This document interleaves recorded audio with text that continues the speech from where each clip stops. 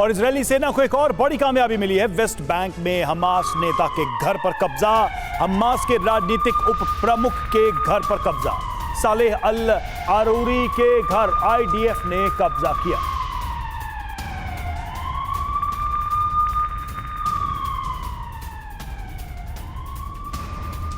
और हमास के खिलाफ इजरायल जंग को लेकर बड़ी खबर सामने आ रही है। इजरायल हमास जंग के लंबा चलने की आशंका है। आईडीएफ ने जवानों के लिए ठंडे मौसम के कपड़े जारी किए हैं। तूफान में बचाव वाले कपड़ों की सप्लाई भी की है। आईडीएफ जवानों के लिए बड़ी मेडिकल तैयारी। आईडीएफ ने सेना की तैयारी का वीडियो जारी किया है।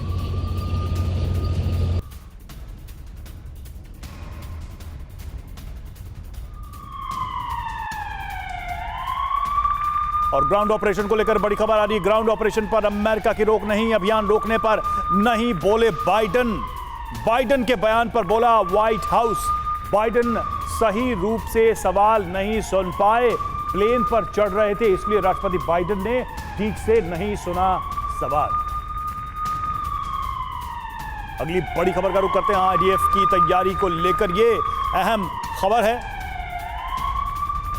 हमास के ठिकानों पर हमले तेज होंगे, आने वाले दिनों में और हमले होंगे, ये कहना है इजरायली फोर्स का। हमास के ठिकानों पर ये हमले बढ़ेंगे, इनकी इंटेंसिटी बढ़ेगी।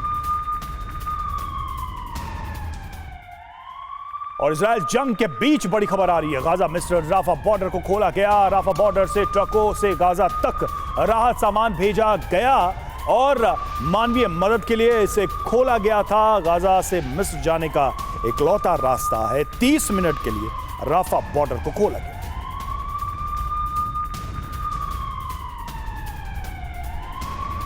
ये तस्वीरें हम आपको दिखा रहे हैं जब ट्रकों का मूवमेंट हुआ, राफा बॉर्डर को खोला गया और उसके बाद से इन ट्रकों की आवाजाही रही। 30 मिनट तक इनको बॉर्डर क्रॉस करने की अनुमति थी।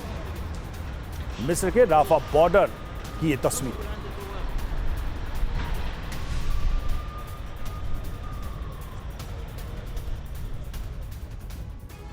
और मिस्र के राफा बॉर्डर खोलने से गाजा को कितनी राहत पहुंची और क्यों खुलने के थोड़ी देर बाद बंद हो गया, यह भी समझना बहुत जरूरी है। 30 मिनट के लिए खुला, 20 ट्रकों को राफा में एंट्री मिली। जल्दी से समझते क्या हुआ। राफा के रास्ते गाजा को राहत पहुंची है। राफा बॉर्डर खुलने के बाद मानवीय मदद पहुंचाई गई। बॉर्डर खुलने के बाद ट्रकों से राहत का सामान गाजा के अंदर गया। गाजा में यह सामान पहुंचाया गया। राफा बॉर्डर खुलने के बाद 20 ट्रक गाजा पहुंचे हैं और इन ट्रकों के माध्यम से सामान पहुंचा है। 30 मिनट तक खुलने के बाद बॉर्डर फिर से क्लोज कर दिया गया, यानी कि सीमा को बंद कर दिया गया। बस इस समय के लिए, यानी 30 मिनट के लिए है ये खुला था। जंग शुरू होने के बाद से गाजा मिस्र का रास्ता यानी कि राफा बॉर्डर जो है वो बंद था। ये पहली बार हुआ है कि आधे घंटे के लिए 30 मिनट के लिए बॉर्डर को खोला गया। बॉर्डर बंद होने से जरूरी सामानों की सप्लाई बंद हो गई थी, आवाजाही बंद हो गई थी, कहीं कोई मूवमेंट नहीं था। गाजा से मिस्र की ओर निकलने का ये एकमात्र रास्ता है जो साउथ गाजा की तरफ जाता है और कई दिनों से हजारों फिलिस्तीनी राफा बॉर्डर पर जुटे हुए हैं इस आस में कि उन्हें बॉर्डर क्रॉस करने का मौका मिलेगा। गाजा में फंसे विदेशी नागरिकों को निकालने में भी मदद मिलेगी इसी बॉर्डर से। यूएन ने भी राफा बॉर्डर को खोलने की मांग की थी और ये बॉर्डर ओपन किया गया आज 30 मिनट के लिए, जिससे इन ट्रकों की आवाजाही हुई है।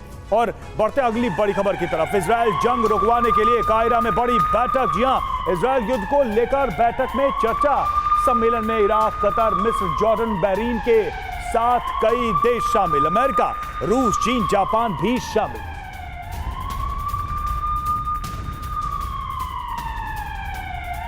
और बैठक में जॉर्डन किंग का बयान। गाजा में लोगों पर अत्याचार, लोगों को भूख से मरने पर मजबूर कर रहा है इजरायल। अन्याय से बना देश आगे नहीं बढ़ेगा, ये कहा गया जॉर्डन किंग की तरफ से। गाजा में लोगों पर अत्याचार किया जा रहा, जॉर्डन की तरफ से यह बयान दिया गया है।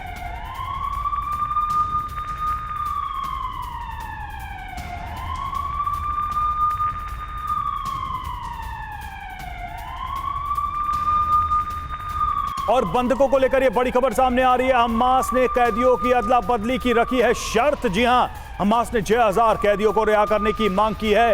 इजरायल की जेलों में बंद 6000 फिलिस्तीनी। हमास के पास बंधक हैं 200 से ज्यादा लोग। इजरायल से रिहाई के बाद सभी बंधक रिहा होंगे, ये हमास ने शर्त रखी है। तो इस हॉस्टेज सिचुएशन को, बंधकों की समस्या को सुलझाने के लिए हमास ने यह बड़ी शर्त रखी है।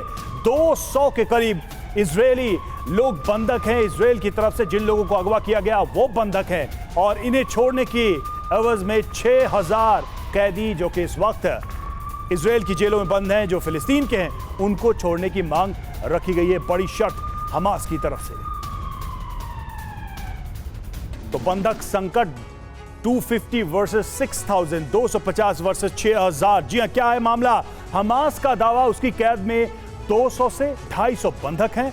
इजरायल समेत कई देशों के लोग इस वक्त बंधक हैं, हमास के कब्जे में हैं। हमास ने कैदियों की अदला बदली की शर्त रखी है। 6000 फिलिस्तीनी कैदियों को रिहा करे इजरायल, यह शर्त रखी है। इजरायल की जेलों में 6000 फिलिस्तीनी बंद हैं। 2011 में हुई थी कैदियों की अदला बदली और एक इजरायली सैनिक के बदले 1027 फिलिस्तीनी कैदी रिहा हुए थे।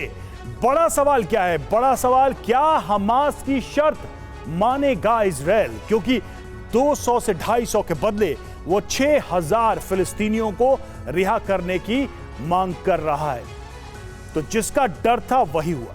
एक जमाने में अमेरिका ने जिन देशों को एक्सिस ऑफ एविल कहा था, उन देशों में से 2 बड़े देशों ने हमास को मदद दी है और इजरायल ने गाजा में हमास के ठिकानों पर रेड मारी और बड़ी तादाद में हथियार भी जमा किए।